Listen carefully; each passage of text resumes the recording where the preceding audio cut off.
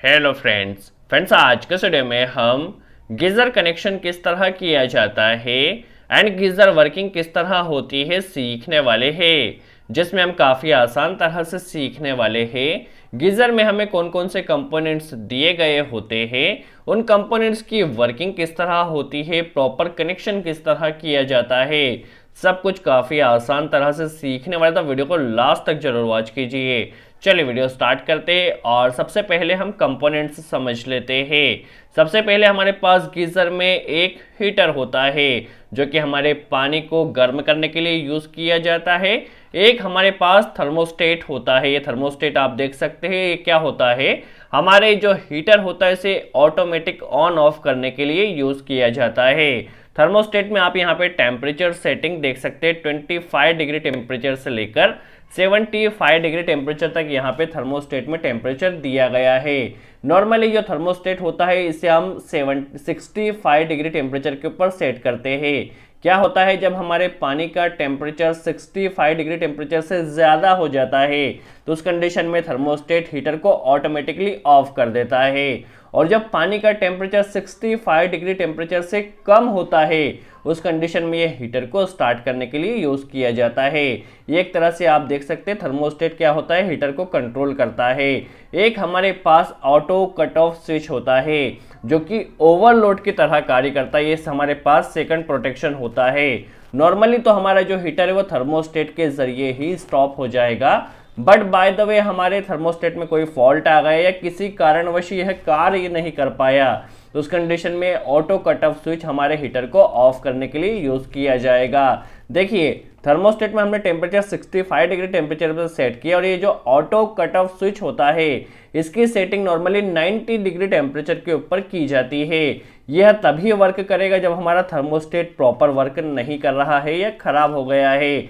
और यदि एक बार हमारा auto cut off switch operate हुआ तो उस कंडीशन में हमारे ये हीटर या गीजर है वर्क नहीं करेगा, क्योंकि यह ओवरलोड हो गया होगा। तो ओवरलोड को हमें यहाँ पे रिसेट करना होगा। उस कंडीशन में हमें मैकेनिक को बुलाकर गीजर को खुलवाने के बाद इस बटन को प्रेस करने के बाद वह स्टार्ट होगा। देखिए ये बटन प्रेस करने के बाद स्टार्ट तो होगा, बट हमें फर्स्ट यह चेक करना होगा थर्मोस्टेट में क्या प्रॉब्लम है, थर्मोस्टेट क्यों नहीं वर्क कर रहा है। क्योंकि ऑटो कट ऑफ स्विच तभी वर्क करेगा जब थर्मोस्टेट में कोई फॉल्ट होगा। तो पहले हमें थर्मोस्टेट को चेक करना होगा, देन इसे प्रेस कर हमें रीसेट करना होगा।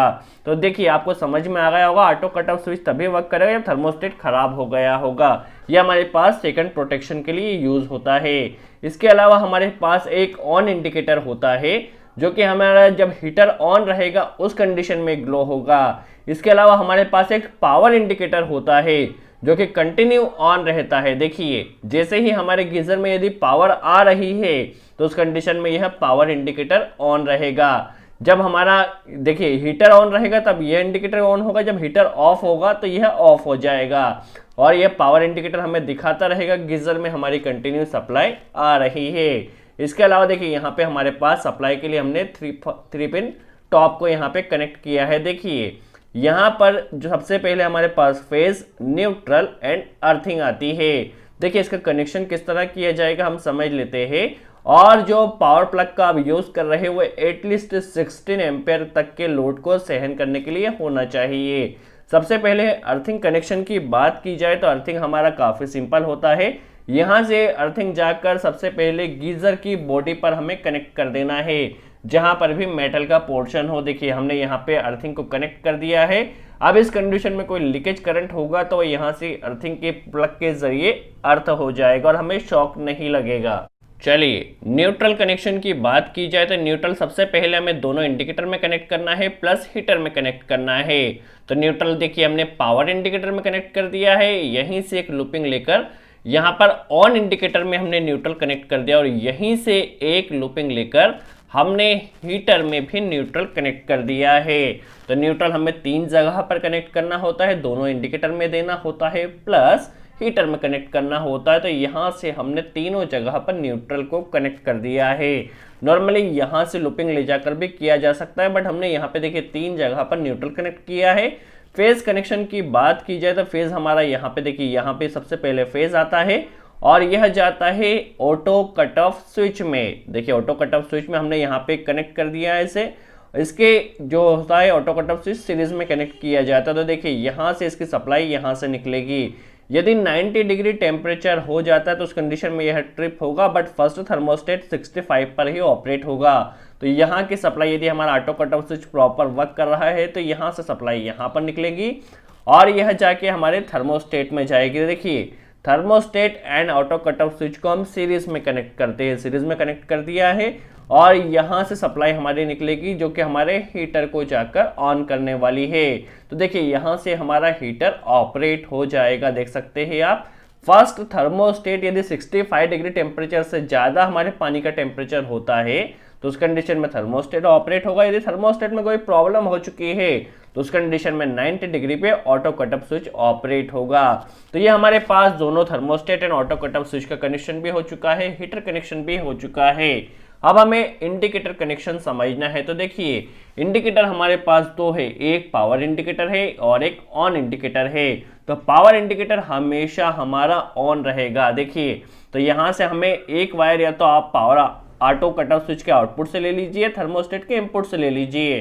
तो यहीं से हमें एक वायर को ले लेना है और यहाँ पे कनेक्ट करना है और इसे पावर इंडिकेटर में कनेक्ट कर देना है। तो देख सकते हैं यहाँ पर हमारा पावर इंडिकेटर ग्लो हो रहा है।